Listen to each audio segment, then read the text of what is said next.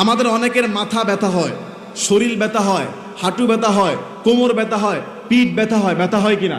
আজকে আপনাদেরকে একটা দোয়া শিখিয়ে দিব, ব্যথা ভালো হওয়ার দোয়া। শিখবেন এটা? নবী সাল্লাল্লাহু আলাইহি সাল্লাম বলেছেন, ব্যথা যেই জায়গায় হবে, ব্যথা যেই জায়গায় হবে ওই জায়গায় হাত রেখে প্রথমে বিসমিল্লাহ পড়বেন 3 বার। কয়বার বলেন? বিসমিল্লাহ, বিসমিল্লাহ, বিসমিল্লাহ। কয়বার হলো? 3 বার। মনে করেন আপনার মাথা ব্যথা, মাথায় হাত ধরে বিসমিল্লাহ, বিসমিল্লাহ, বিসমিল্লাহ 3 বার এটা পড়বেন।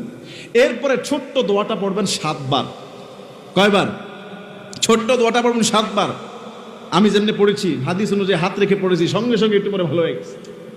দোয়াটা হলো আউযু বিল্লাহি ওয়া কুদরতিহি মিন শাররি মা আজিদু ওয়া উহাদিরু। কি 30 সেকেন্ডও লাগছে বলতে? ছোট্ট দোয়া। বলেন আউযু বিল্লাহি, সবাই বলেন আউযু বিল্লাহি